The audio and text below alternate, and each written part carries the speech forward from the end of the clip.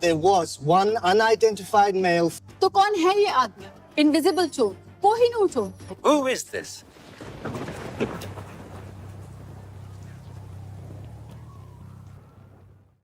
Stealing, it's not just what we see in crime movies about taking objects. What about stealing someone's time, their attention, even their ideas? But here we explore what non-stealing truly means through Patanjali's lens as one of the very foundations of the Yamas. Welcome to Conscious Thinkers Lab.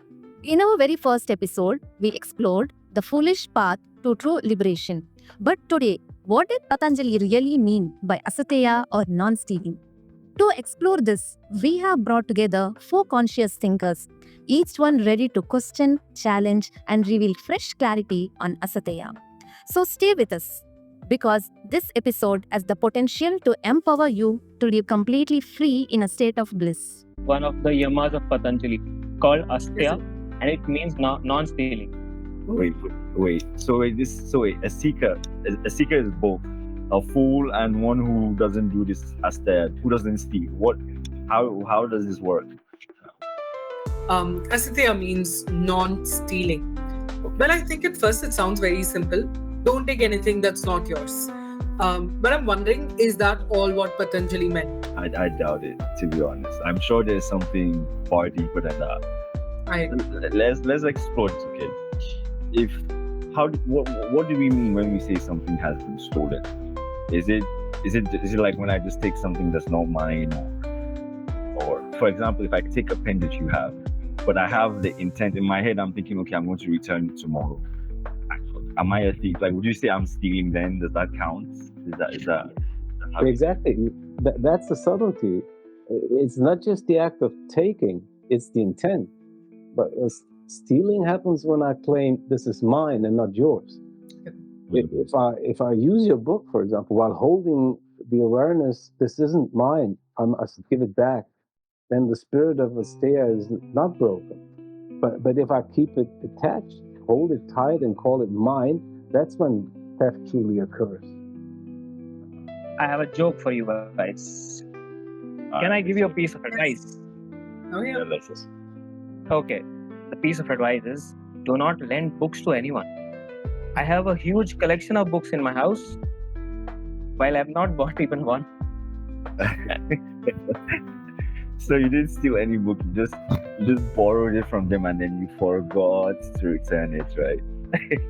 You never claimed it's yours, so I guess technically you didn't steal it. Yeah, I think I should be careful with my books around you. We all should. But I think let's look at this a little deeper, I think. What can we then really call ours? This body, it's pieced together from everything that I've eaten, the air that I breathe, the water that I drink. Everything is borrowed from this earth. And I'm now wondering, even this breath isn't mine. I'm just holding it for a few seconds and returning it. Yeah, even the mind, isn't it built out of influences? Like parents, teachers, culture, society, they shape what I think and how I speak. If both, like mind and body, are borrowed, then what exactly can I claim as mine? There is anything as mine. Okay. So please, Marinko, remember that you said this, because I'm going to walk into your house and just take your car keys away. I mean, if nothing is yours, I can just go home. Well, as long as you bring it back to the full tank, that's Asteya.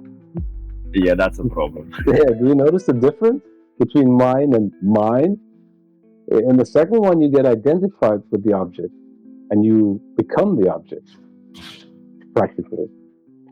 I think that's very powerful. And going back to what I said earlier, this body, this mind, they may be mine to use, but the moment I clutch to them as mine, I get trapped. That's actually very poetic.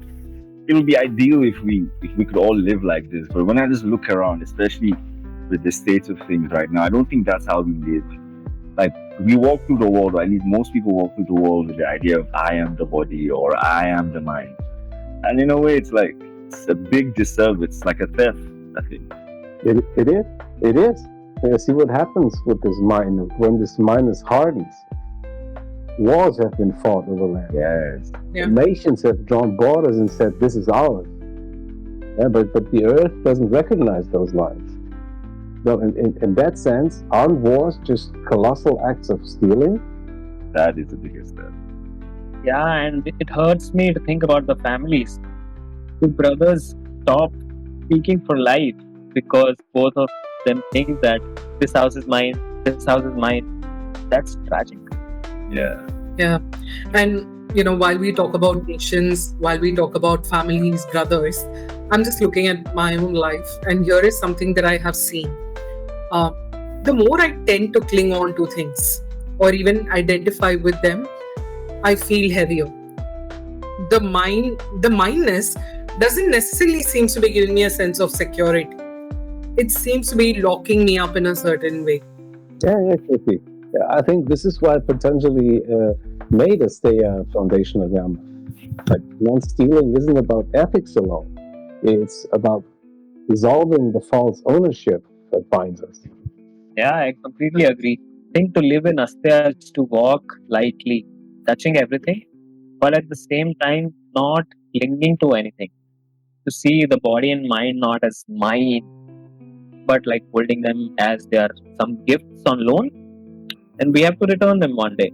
I think then the real path begins. Yeah, I think I get it now. A seeker is a fool because he knows nothing, and he is non-stealing too because he knows that nothing at the end of the day is his. And in that, I'm thinking perhaps lies the doorway to freedom, a doorway to the dimension beyond the physical, beyond the body and mind. Yeah, so let's say to be a fool and not a thief. Maybe that's the only way to truly see. That makes sense. Yes. Great. I hope you enjoyed this journey with us in the Conscious Thinkers Lab. If something sparked a thought in you, drop it in the comments. We would love to hear your voice. And if this conversation inspired you, don't forget to like, share, and pass it on. Let's keep the spirit of true seeking alive.